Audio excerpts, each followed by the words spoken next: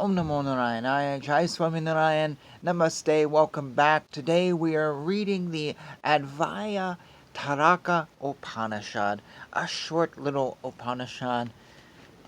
As always, I know nothing about what we're diving into. Like a student sitting at the feet of a guru for the first time, you don't know what the guru's talking about, you haven't done Wikipedia, you haven't done your research, you're coming at everything for the first time. And your immediate thoughts, as I give after every reading, may be right, they may be wrong, but it's really no different than what a guru teaches.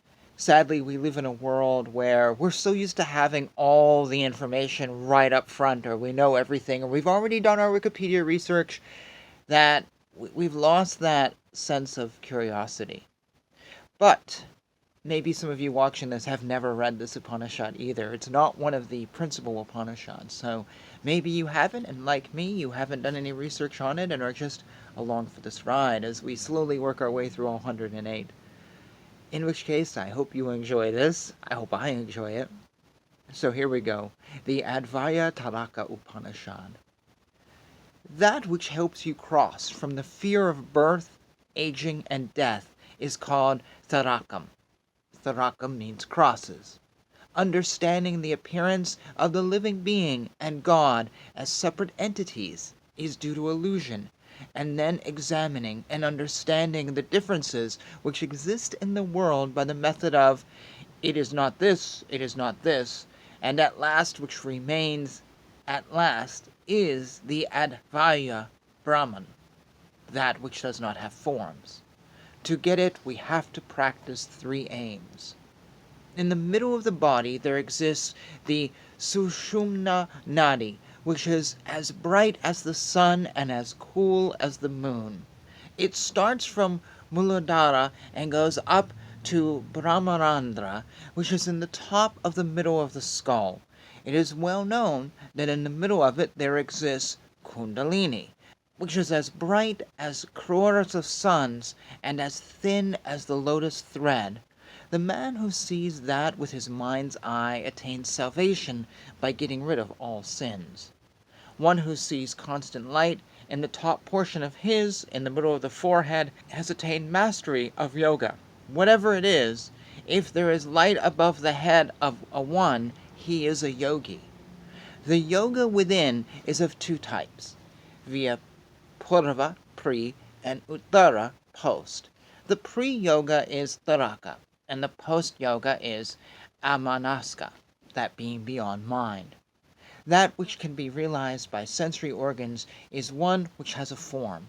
That which is in between the eyelids is without form. Always for understanding the things within, practice with a deep application of the mind is necessary. In Taraka Yoga, the concepts like Daraha Kasa are understood only by the mind's eye. The Uttara, or post-yoga, is without form. It is beyond the mind. Without batting the eyelids to see inside and outside, what we are aiming to see is called Sambhavi Mudra. The place where an expert in that type of mudra lives becomes very holy. By the help of a great teacher, one tries to find the Thuriya state hidden in either the Sahasrara or the cave of the heart, or at the end of the 12 nadis. Ability to see it is only through the help of a great teacher. If the teacher who is a scholar in Vedas, who is a devotee of Lord Vishnu, who does not have jealousy in his mind, who is a great expert in yoga, who practices yoga, and who is the personification of yoga, blesses us, all the ties imposed by birth will vanish. At that moment, all the sins committed in all the births will be destroyed. The Upanishad tells that he will achieve all the Purusharthas.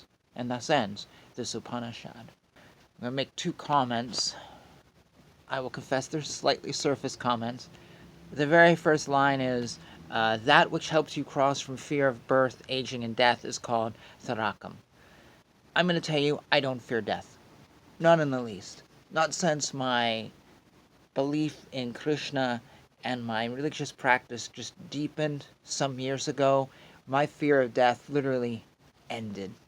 Just not even. It didn't bother me. It doesn't bother me. Because I know Death is just the next chapter. We're moving on to other things, and that's life. That's the way it goes. You can't stop that. So I understand that this is an illusion. It's not what we think it is. And while it's a nice illusion, and my folks and my family and friends or whatever will be upset when I pass, me personally, I know it's just an illusion.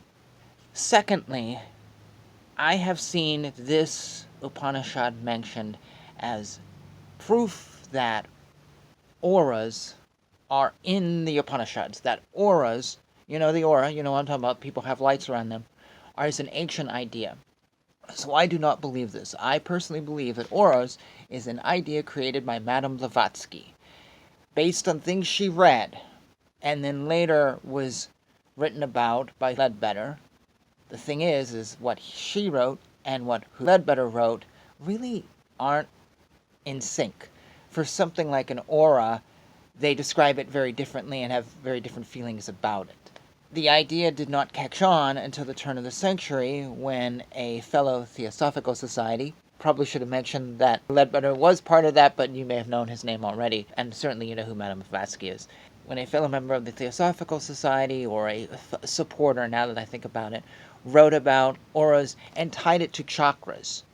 And then decades later, it just blossomed and became, oh, we all have auras and we can see auras, and they're like this old thing. Yet there's no reference pre-Madame Blavatsky to auras. I have seen people say that auras are Hindu, they are ancient, they are Vedic. And they point to this Upanishad. I've seen it mentioned. And I'm like, I haven't read it yet, but now I finally read it, but I've seen the name. And I'm like, this isn't describing auras. It's describing lights and things, but it actually says, one who sees constant light in the top portion of in the middle of his forehead has attained mastery of yoga. This doesn't say everybody has lights of many colors. This doesn't talk about anything remotely like auras, that we all have lights, that those lights change. No, it doesn't say that at all. It says that someone who has mastered yoga has a light. This is not evidence that auras exist. If you think that this is proving that auras exist, then you're creating yet another definition of what auras are in a whole new form. And you can't tell me that we went from this to something completely different, and then chakras, and then now it's this rainbow thing. These are two separate things. Interestingly, when it comes to auras, this is like a pet peeve thing of mine, because this is a new age idea that people think is authentic, but it's not. It's not here. I have seen one website that said auras are in all religions and talked about, but it was the greatest mystical secret ever, and thus is not written about in any text at all. You can't find it written about until Madame Blavatsky was blessed to give the knowledge to the world. So literally, auras is the most special secret ever. Even above knowing God, even above the feel and look of God, even above discovering whatever, auras are better than that. Auras don't do anything. They just glow. That's more special? No, that's not more special. I have seen other things, and I've actually seen a authentic, traditional Hindu group say that auras are in all religions and are written about in all religions, and you can easily find them in the Vedic texts. And then they cite Madame Blavatsky. They don't even cite quotes from the Upanishads. They simply say Upanishads. And then I have seen this Upanishad mentioned, oh, well, it's in this one. No quote. It's such a small Upanishad. Easy to quote. Anyways, that's just me. That's a very surface comment on things here. And I'll let you comment on other stuff on this Upanishad. And I'm just going to end it here and say thank you as always for watching. Thank you as always for supporting this channel and walking with me through these ancient scriptures, which are pots of gold. Absolute pots of gold at the end of the rainbow. Jai Shri Krishna, Jai Shri Swaminarayan, Hare Krishna, Krishna Krishna, Hare Hare, Hare Rama, Rama Rama, Hare Hare.